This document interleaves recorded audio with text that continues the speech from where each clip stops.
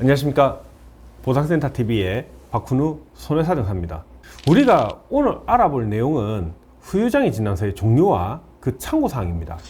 우리가 주치의 선생님한테 후유장애 진단서를 끊어달라고 했는데 어떤 후유장애 진단서를 말하는 겁니까? 라는 역질문을 받거나 또는 후유장애 진단서를 발급받아서 보험사나 관공서에 제출했는데 내용이 맞지 않다고 거절당하는 등 난감한 사항이 종종 발생합니다. 오늘은 그 후유장애의 종류와 참고사항을 한번 알아보시죠. 자, 후유장애 진단서 종류에는 어떤 게 있을까요? 국가장애인 등록을 위한 장애심사용 진단서, 산재보험 장애 등급 신청을 위한 장애 진단서와 학교안전공제나 자동차보험 추상장애에서 이용하는 국가배상법을 이용한 장애진단서, 개인보험 청구를 위한 AMA 후유장애 진단서, 자동차보험, 배상책임보험 등 민사에서 기준하는 맥브라이드 노동능력 상실률에 의한 장애진단서 등이 있습니다. 자, 첫 번째, 국가장애인을 등록하기 위한 후유장애 진단서를 발급받을 때 중요한 점은 가까운 주민센터를 우선 가야 된다는 점입니다. 그 국가장애인 신청을 위한 필요한 서류는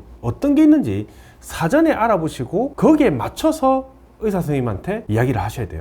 그래야 장애 진단서도 맞춰서 적어 주실 거고, 이외에 추가로 필요한 의무 기록이라든가 영상 자료 등을 챙겨 주실 겁니다. 이 주신 모든 자료를 있는 그대로 주민센터에 제출하시면 됩니다. 제출했는데 자료가 모자라다고 두 번 가시지 말란 뜻입니다. 두 번째, 산재보험 장애 등급을 신청을 위한 장애 진단서는요, 일단 최종병원에서 작성하게 됩니다. 산재요양 종결일 기준에 마지막 진료 1회 평가하게 됩니다.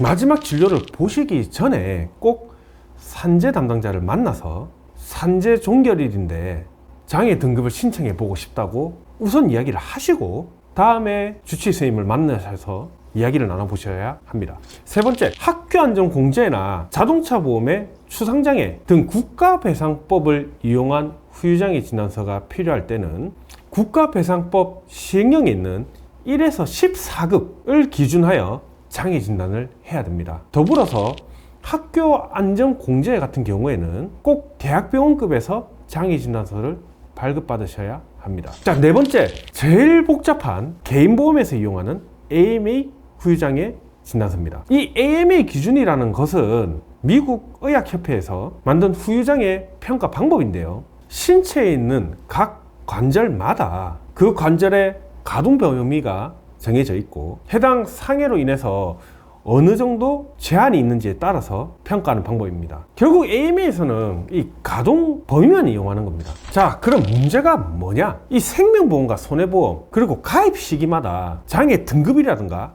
장애율이 제각각입니다. 이렇게 저렇게 계속 변경되어 왔습니다. 어쩔 수 없이 주치의 선생님이건 의사 선생님이건 장애 진단을 끊으러 가서 이게 어떤 장애인지 언제 약관인지 일일이 설명해 가면서 여기에 해당되는지 판단해 주십시오. 저기에 해당되는지 판단해 주십시오.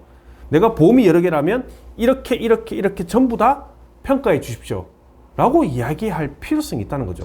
더불어서 이 장애 평가 시기 또한 사고 직후부터 진행한 경우도 있고 우리가 흔히 아는 180일 이후에 진행 가능한 경우, 그리고 12개월 또는 18개월이 지나야지 끊을 수 있는 장애도 있습니다. 다섯 번째, 자동차 보험이나 근제보험 등 민사 장애를 논하게 될 때는 맥브라이드 노동능력 상실률을 씁니다. 이 맥브라이드 노동능력 상실률 같은 경우에 같은 부위 안에서도 장애율이 여러 가지고 직업 개수에 따라서도 장애율이 달라지며 장애 기간 동안 문제가 됩니다. 특히 장애 기간 같은 경우에는 한시장애부터 영구장애까지, 그리고 특정 기간에는 장애율을 100% 적용하고 특정 기간 이후에는 장애율을 75%나 50% 적용하기도 합니다. 이 장애율과 장애 기간은 보상금 산정에 매우 큰 부분을 차지하기 때문에 꼭 전문가의 도움이 필요합니다.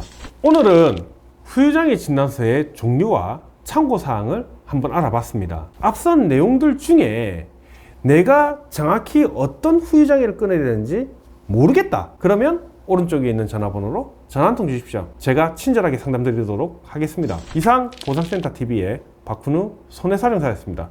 구독과 좋아요 꼭 부탁드리겠습니다. 감사합니다.